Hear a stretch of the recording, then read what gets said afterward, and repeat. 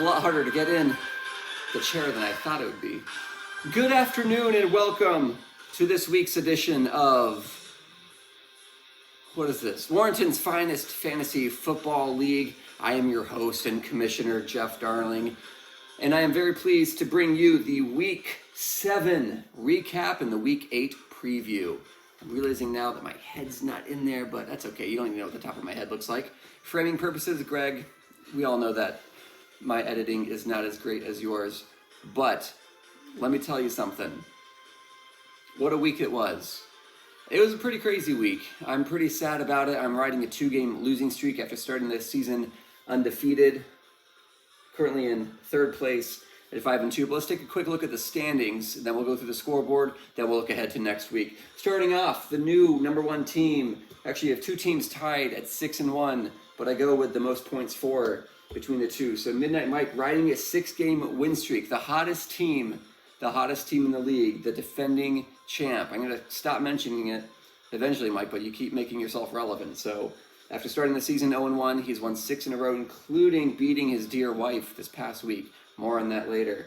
But again, 6-1, 6-1, very close. Next up, Dallas Chef Boys at 5-2. We have 3 teams at 4-3. Coming in, Uncle Touchdown riding a 2-game win streak following his massive trade with Carlos Cruz, which happened to lead to the 2 best weeks for Jamar Chase and Joe Burrows. Coincidentally, after the trade, sorry Carlos, sometimes that's just how it shakes out, and that's why I will reject every single trade proposal that comes my way.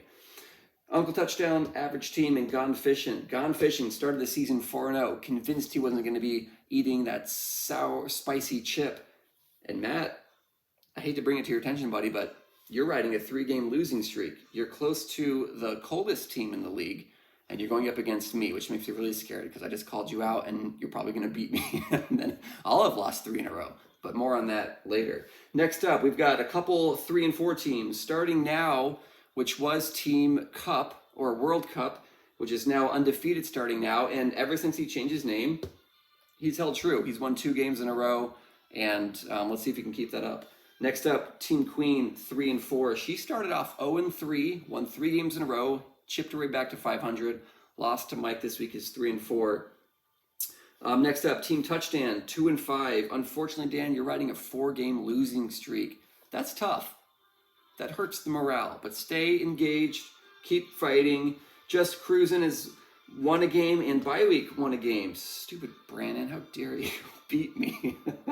But we got 3 2-5 teams, and then last place is the Weasel, who has lost 3 in a row. But I bring this up, I wanted to highlight the 6 in a row, 5 in a row, the 3 losses, the 4 losses, but also these people that are kind of in the middle. The season's not over. There's still at least, I think, 6 weeks left of regular season. We're about halfway through.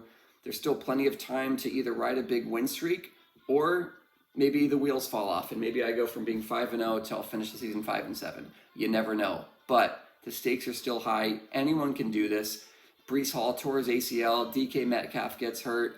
My guy Justin Herbert 3 weeks ago punctured a rib, and now he's never been the same since. All to say, injuries happen. Stars emerge out of nowhere. A random trade that you made or a random free agent signing that you picked up may look like it wasn't going to pan out, and maybe it will now. Or maybe something looked like it would pan out, and now it's not going to. The season's so fickle. Stay engaged. What a crazy season it's been. Let's go through real quick the scoreboard. I was going up against the bye week. I was feeling semi-confident because Brandon, I think, well, had a pretty terrible team. But he gave his second best showing of the year, beat me 94.44 to 90.22. It was a real nail-biter, but I had a receiver that got me 0 points. Got lunch with Greg on Sunday in person, and he talked me out of starting a certain player who scored 16 on my bench. Just kidding, it wasn't Greg's fault. I talked myself out of it. 8 minutes before the starting kickoff, I changed someone out, and I would have won otherwise. But that's what fantasy is, the what-ifs and the what didn't happens. Next up, Uncle Touchdown, just rolling, just riding high. Beat Matt 144.5 to 95. Matt, that's a good score. 95 would have beaten most teams, all but I think 4 teams this week, and you just happened to go against the one that scored the most points again for the second week in a row. Moving right along, Team Touchdown lost to the Wanakee Squirrel Salads 102.4 to 79.9. Greg, again, riding a 5-game win streak. The trash talk videos seem to be working, although I haven't seen one this week. So kind of curious why you haven't done a new one. Next up, your pretty average team lost. That's a tough one, Jason. You scored 110 points, but it wasn't enough to take out Michael's undefeated starting now with 132 points. What happened in this game? You guys are evenly matched in quarterback. Eckler was crushing. I mean, by all accounts, Jason, you would have beaten all but 2 teams this week. So that's a real stinker. What killed you was having a 0 for your flex position, and Leonard Fournette pooped the bed, and Nick Chubb didn't. So that just happens sometimes. Moving along, the Weasel. Carlos, that's a good way to get a win. Play Paul. Just kidding, Paul. But kind of. Anyway, you beat him 90.08 to 73.46. Way to chip away, way to get that win. Then the final matchup was the battle of husband and wife. Team Midnight, as I mentioned earlier, handily showed his wife that she's to submit to him not only in their marriage, but also in the Fantasy Football League, beating her 100.02 to 69.5. That is your Week 7 recap. Looking ahead to Week 8, make sure everyone's checking your lineups. There's a ton of injuries. A lot of people are questionable up until the last minute. We have a Sunday night game, which is Ravens Bucks, maybe? I think so. I think Ravens Bucks. So take a look at that. But looking at, I'm going up against Gone Fishing. We're both riding a big losing streak. So one of us will break that losing streak. Matt, I hope it's me and not you. I want you to go from being 4-0 to 4-4 because I called you out a couple weeks ago for thinking you weren't going to eat that chip, and the fantasy karma is coming for you. I don't believe in that, but maybe I do when it comes to fantasy football. Projected right now, you're projected to be 119 to 114, so that's going to be a real nail biter. Let's see what happens. Can my backup quarterback got through? I've got my starter on a bye week. I've got Marcus Mariota. I don't have a lot of confidence. Moving on, bye week going against Touchdown. Looks like, Dan, you haven't checked your lineup. You've got a dude running back that's on a bye week, so please get that adjusted right now. You're supposed to lose 104 to 80. Next up, the Warrenton Scroll Salads against your pretty average team.